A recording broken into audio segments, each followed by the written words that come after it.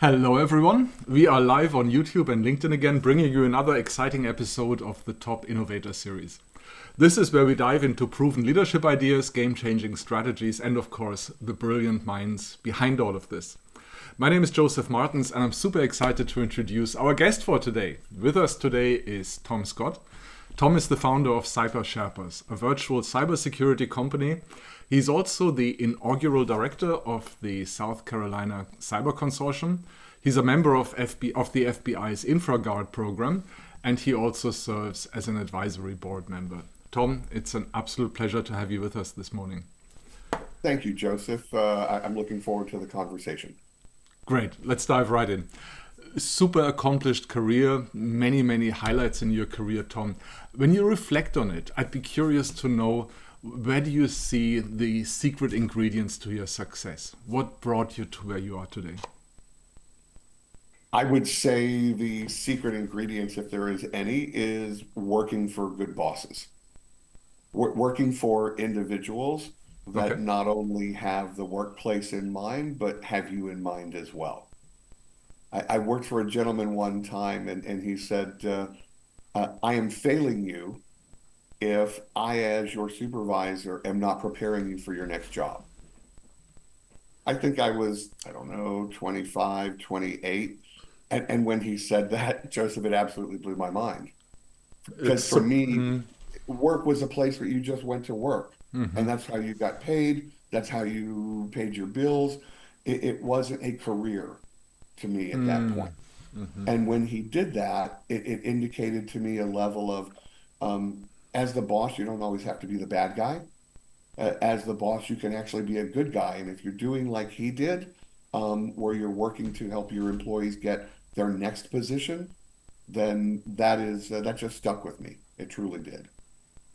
That's an impressive attitude, right? It really takes a long-term perspective for the relationship that you're building there, and also you put the focus on the other person.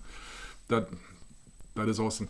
Tell me more about how that helped you. What were some moments where you really got the sense it is about you? Your boss made it about you. Well, I'm going to go back and give additional examples of leadership that I received like that. Um, Again, working for a gentleman named Scott Stewart in Florida, he just provided me with the opportunities to be successful. And so I try and do the same in a leadership position. I adopt those same philosophies that were shared with me. How do I make you a better person? Wayne Gretzky says, skate to where the puck is going to be. Mm. I think there's a famous philosopher that talks about, and sorry, I didn't do my research, that talks about if I treat you as who you are today, you will remain that person forever. If I treat you as who you could be, that is the potential person you could become. It may be Goethe, Goethe, I know it's a philosopher, and I thought that's a pretty darn good perspective. That's powerful. That is really powerful, right? To speak to the person, seeing them as their potential instead of the flaws that are typically so easy to focus on, right? Right. And instead of that, taking away from that. Yeah. Tell me some of the lessons that you've learned on your journey. What were some aha moments as you expanded your leadership? What were some things that maybe have been surprising to you?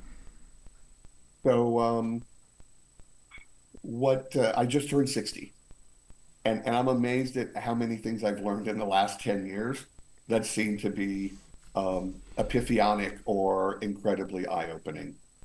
Things that maybe I just wasn't paying attention to in my 20s and 30s. Or maybe it's just a combination of life experiences and work experience that provide me those new perspectives. Um, but I would say one of the biggest ones uh, was forced into me by a former supervisor. Again, I'll go back to learning from leadership, where I went to his office one day and I said, I need a new firewall. And he said, how big is the fine and who goes to jail if I don't give you one? And Joseph, I walked out of his office Interesting. scratching my Okay. head going, "Ooh, how big is the fine? What does that even mean?" And I got back to my desk. In between leaving his office and getting back to my desk, I figured it out. It was his risk management strategy that me, amongst one of his direct reports, I'm one of many people coming asking for limited resources. And so he's got to figure out what does he give, what does he not Yep. give. And as idiotic and pithy as it may be of who goes to jail and how big is the fine, yeah, I thought it was a very valid risk management strategy. Hmm. So I went back into the next day because then I said, hey, I said, I thought you were blowing me off. I thought you were just coming up with a way to give me one of those illogical circle conundrums that I could never figure out. I said, but I understand now as a risk management professional what you were doing there. And he said, let me help you. He says, it's all about capabilities. And I thought, okay, I know what the word capability means, Hmm. but I didn't. I didn't know what it meant. And he said, look, a capability is something that you have to be able to deliver from your team on behalf of the organization. I thought, okay, Okay. I understand that. Pretty simple, Hmm. easy. And he said, so it's not about the firewall. The firewall is a tool. The capability that you need to be able to deliver on behalf of the organization is the ability to monitor the ingress and the egress of traffic on the network. Hmm. And if you had come to me and said, I need the capability of making sure we're monitoring the traffic on our network, I'd have put you to the top of my priority list. And so I think one of if there was anything I took away Hmm. from it, some of it was learning the style and the expectations of leadership. That same boss was a big Braves fan for the Atlanta Braves baseball team, Joseph. Okay. And so I learned to figure out, I would ask Alexa at 11 o'clock at night, did the Braves win? Because I knew if the Braves won the next morning, I had a better chance of asking for something and Yep. being able to get it. Yep. But that was part of learning that strategy. And as an old boss, you could say the pathology of that individual supervisor. This is a great example. It's a great example for really putting yourself into the shoes of the other person, right? Really being completely in the perspective of that other person. It's a little thing to know the sports team, to know what this person is interested in, and then learning something about that. Right? But that Well, really. one of my strategies Oh. is connection. Hmm. I walk into someone's office and I immediately scan the wall and I scan the Hmm. bookcase. Hmm. Is there a degree from a common university or even an adversary on the football field? Is there a trophy? Is there a picture of them with their family? Yep. Yep. I met someone recently. They had a picture of them and their family, and they had three daughters. And I joked with them, and I said, "What did you do in your past life that you deserved three daughters?" And he said, "You're funny." And I said, "Well, one day I was driving down the road, and my daughter looked up and saw the back of a van, and it had the stick figure family, and there Okay. was the husband, the wife, and the three Hmm. daughters." And she looked up and she says, "Oh, Dad, that poor man." And I thought, I've raised my daughter well because she had a sense of humor Right. to be Right. able to look at Yeah. something and be able to Yeah. just again apply a level of levity and jocularity to Yeah. it. Yeah. Let me ask you a different question of how you got to where you are. A lot of us depend on mentors, what other people tell us, what we learn from other people. Talk to me about some of the advice that you got from mentors or trusted advisors or people who were important to you. What were some pieces of advice they shared with you that really resonated, that helped you, that opened something up that wasn't there before, Tom? Got it. So I will look to a different supervisor this time, who was famous for some of his quotes. One of those was, "If you lie with dogs, you're sure to have fleas." Mm. Another one that he dropped was, "Who are the five people that you hang out with the most? Mm. Because those will be the people that influence you." Hmm. And it's funny when he said that, it reminded me of a quote from my grandmother. She used to tell my mother and all her siblings, tell me who you're with and I'll tell you who you are. Yeah. And so if I go back on a professional note, Yeah. his comment was, who do you surround yourself with professionally to help you grow and become a better professional and better person? Mm-hmm. And it's one of those things where if you don't do something intentionally, It doesn't happen. then perhaps you're not surrounding yourself with the best five people. Mm-hmm. I joke and I say every relationship, somebody's taking something and somebody's giving something. And you want as many relationships where there's somebody giving something to you as possible, and as few where you're having to take from others. Yeah. It kind of goes back to the whole fishes and loaves Yeah. philosophy of the better and the more you share, then the better collectively we all are. Yeah. Yeah. The advice to surround yourself with the right five people and be intentional about this is awesome, right? Because many of us find ourselves randomly in the communities, in the groups that we are, and there's much more we can do and Right. to really shape how we become. Goes very well with what you said before about speaking to the other person as their potential and not as who they are at the moment. Right. The other Let's move. famous quote he had was, "You can put lipstick on a pig, but it's still a pig." Yeah. And so again, there are many pithy phrases that my bosses have left me with that I then use as I'm teaching the next generation or as part of classes to inject a little bit of levity and humor in having to teach a cybersecurity class. Yeah. Yeah. Let me move away from your past and take a look at where you are at the moment. And this is not about positions, companies, or titles or anything like this. It's about your leadership journey. So I would love to know, what are you working on at the moment? What is an area where you think I can spend more attention on this? This is a growth opportunity for me. I can develop here. There is something that's still possible. Well, I have about five of those. I have to be careful and Awesome. make sure that Wow. I don't Okay. get too spread out myself.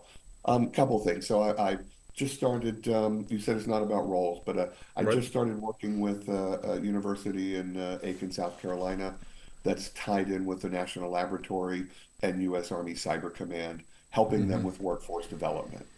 And so, an opportunity to work at a university in academic setting, an opportunity to work with students, providing them with experiential learning opportunities are things that all help Tom's heart feel bigger. Mm-hmm. Okay. Um, Equally, um, part of what I have been involved in lately has been events. Mm-hmm. And I mentioned the word connection earlier. And in one position I held, my title was executive director. Mm-hmm. And one of my friends says we should call you the executive connector because in events I try and look for someone, and Floyd over here has this software that's amazing cybersecurity software, and John over here has this hardware, Mm-hmm. and I'm going, you guys should be talking to each other. Mm. And so um, we've started an events company. It's called Aegis X, and we're looking at bringing together cybersecurity, Okay. AI, and data science to be able to collectively have those conversations because we know that the future isn't going to be any one of those silos. They're going to be interwoven. So how can we get ahead of the game and bring people together and connect them to be able to make sure that we're we're collectively working together. The bad guys work together. If the Right. good guys don't, then we just give them an uneven playing field. Yeah. And then the last is I'm doing some training videos, Mm-hmm. little short videos of a not too dissimilar from this conversational Awesome. type Mm-hmm. versus, a lecture. And those are on AI. And so that personally, and this may lead to your next question, sir, um, doing that um, because I know it's forcing me to learn. If I've Okay. got to teach something, I've got to be, I mean, I don't have to be an expert, but I better be learned. And so it's forcing me to learn about some of the newer technologies and things that we see out there that are most certainly on the horizon, that will be here tomorrow or that are already here and we don't know about it. Yep. And we need to get People ready talk for. about AI. Mm, Well, we've mm, been doing AI since the 1950s with Alan Turing. And back in 1980, IBM's Watson won Jeopardy. And so AI didn't happen yesterday. mm. Yeah. Yeah. Now, you indicated the next question. I'm going to go into the future now, Tom, now that we talked about today, right? And AI is probably leading there. But I'm not going to ask you about AI or about any technologies. I would like to know from you where you see your future. Again, not roles, not positions, not projects, but in terms of your leadership development. So let's say we have this conversation again in 2 or 3 years' time. What are you likely going to tell me about your learning over the last couple of years? What's that learning area where Tom is, like you said, I loved what you said before, has a bigger heart, is growing his heart. Right. But what is the next version of Tom? What's the next version like? So the next version of Tom. Uh-huh. So I describe myself as having dual personalities. I give my colleague Pete Sieber in North Carolina credit for this Okay. because I was talking with Pete about all the many things that I do. And he says, it sounds like you have two areas of focus. You have your for-profit focus and you have your for-passion focus. And I love the fact that they were alliterative, that they both started with the word P, profit and Hmm. passion. Mm-hmm. And I sat back and I said, okay, let me think about what he just said. And yes, so on the Cyber Sherpas front, in terms of the consulting, that is what pays the mortgage and pays the bills. Mm-hmm. On the Cyber South Carolina or the other, what I call the nonprofit or the passion side, that's what feeds the heart, like I said. Yeah.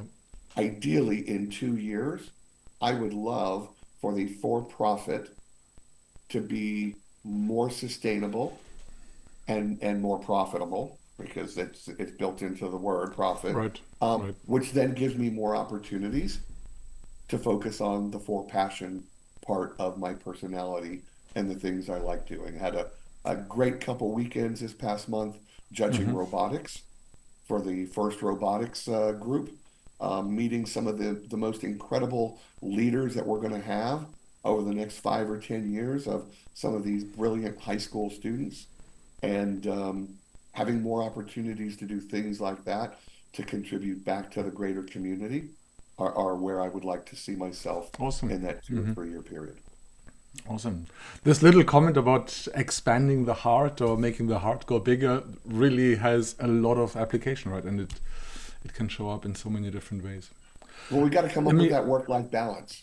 yep. And that's kind of how I describe that is here's Mm-hmm. my work for the for-profit, Yep. and then my life is trying to be helpful in my community and even Mm-hmm. outside of my community. Yep. Yep. Let me ask you one last question, Tom, and then we'll wrap it up. What is something that you notice that many tech executives don't see? Where are they missing something? Where are they not realizing something and it's a missed opportunity for them? So let me go back to our previous Hmm. conversation and talk about decision making. Okay. And maybe out and as our wrap up, we talked previously about decision making and how Hmm. many people have people don't realize that there's decision fatigue. Hmm. And after a certain number of decisions, you start making suboptimal decisions. And so I think what people don't understand is that you've got to you have to strategically make decisions. Yeah. I read a Jeff Bezos article, and he makes his decisions at 10 and 11 o'clock in the morning. He doesn't make tough decisions at Yeah. 3 o'clock in the afternoon when his brain is tired. So a level of self-awareness is always helpful. G.I. Joe says knowing is half the battle. Um, I think in the movie Dune, it was all about a level of awareness of yourself and your capabilities. And so I think anything that you can drive to be more self-aware will help you be a better person, Yeah. a better father, a better husband, better whatever, and a better leader as well. Can I ask you to dig a little bit deeper into the decision making? Because when we spoke before, I really enjoyed your story about the commute and the number of decisions we have. Do you mind telling that No, to not at all. the Real broader quickly, audience? Because it's I mentioned earlier that I love it when my adult children teach me things. So I'm talking with my son one day, and we're talking about I had a 90-mile commute to work every day.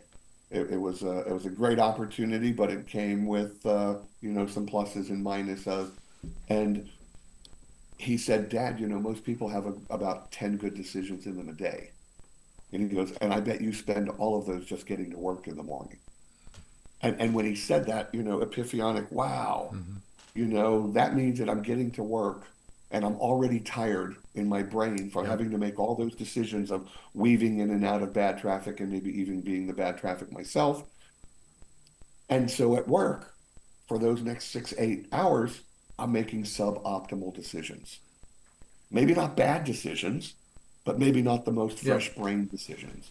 And then, Joseph, the scary thing was that when I had to drive home that 90 miles, I was out of good decisions. And as a risk management person, I had to take a look at that and say, that's not a good scenario.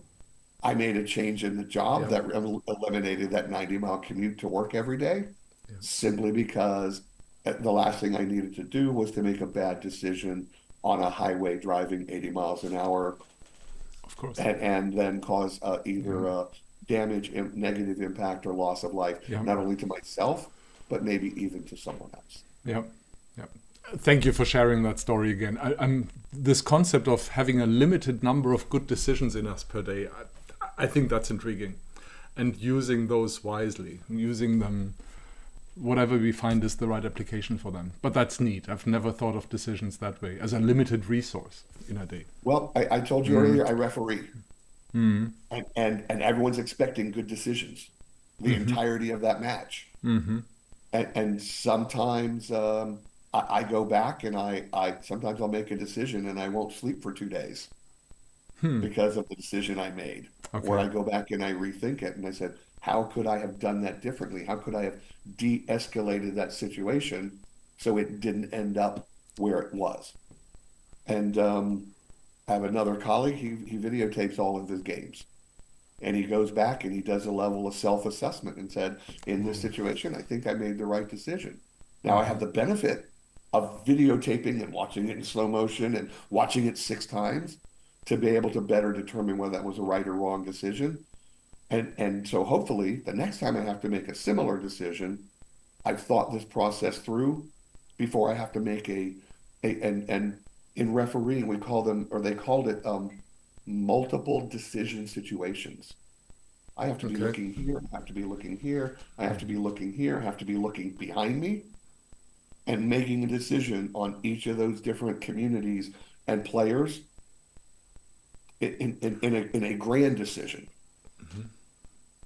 So there really is a meta decision first, almost, right? The choice of which decision or which situation am I focusing on, and then consequently which decision will I be making. Fascinating. I had a situation the other day. I had 2 young boys. They bumped into each other. I went to go give them my stern voice, and I have a coach yelling at me. And when I looked to see what he was yelling about, the other coach had come on the field and was 4 feet away from me. And I had to turn to the coach and say, you have to go off the field. You have to go off the field. And then I had to turn to the other coach and say, stop yelling at me because I'm taking care of the situation. Guess what? I ended up having to terminate that game because the coaches were getting into a fist fight.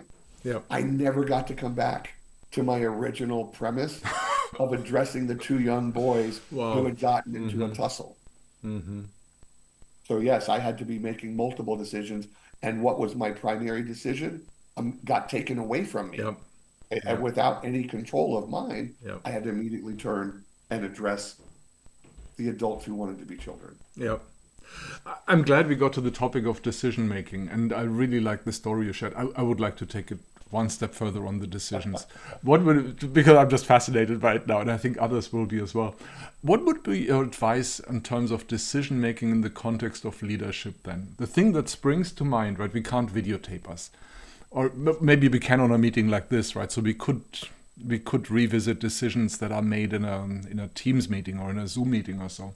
But would you advocate for journaling decisions that we make as leaders, or do you think that's too cumbersome? What's your thinking on that? So how do we do that learning from the decisions? Yeah, Joseph, my undergraduate degree was in journalism. I may be in Okay. cybersecurity now. So when you talk about journaling and writing, that fits exactly in with Okay. my inner training and personality. So yes, I think journaling is not a bad thing, but not everybody likes written paper. Right. So there may be other ways of journaling as well. For me, and again, I go back to an article I read on Jeff Bezos talking about decision making. For those decisions that you can walk back from, spend don't spend a lot of time. Mm. Mm-hmm. So if a decision cannot be walked back from, spend a lot of time and make sure you're making a good decision. If that requires journaling or that requires modeling or peer discussions, whatever, then do so. If a decision can be walked back from, make a decision, Just make it. move quickly, Mm-hmm. and then if you need to, walk back from it. Yeah. But spend time on the tough decisions Yeah. and don't waste energy and effort on the decisions that can be walked back from. Yeah. Yeah. Awesome. Tom, that's a great note to finish on, and I'm really, really glad we talked about the decision making. I love the Likewise. stories that you put in there. Thank you so much. And something else that will stick with, so many things will stick with me from the conversation. Growing the heart bigger. I love that phrasing that you've used, and I've got to go back how exactly you said it, but I really enjoyed that as the future to grow into. And Well, something so else. go back Yeah. to the cartoon The Grinch, Okay. and we remember in the cartoon The Grinch, he had the small heart, and once he did something that was powerful, his Yeah. heart grew big. And that's just kind of how I look as I'll call it an underlying philosophy is how do I find ways to be less grinchy and have a bigger heart. Awesome. Tom, thank you so much. Been a pleasure having you with us today. Thank you so much Thank for you, sharing your thoughts. Thank you. For everyone else who's out there, it's been a pleasure that you were here. Remember to like, subscribe, and join us again for the next podcast. And until then, make sure to keep your brain cells active.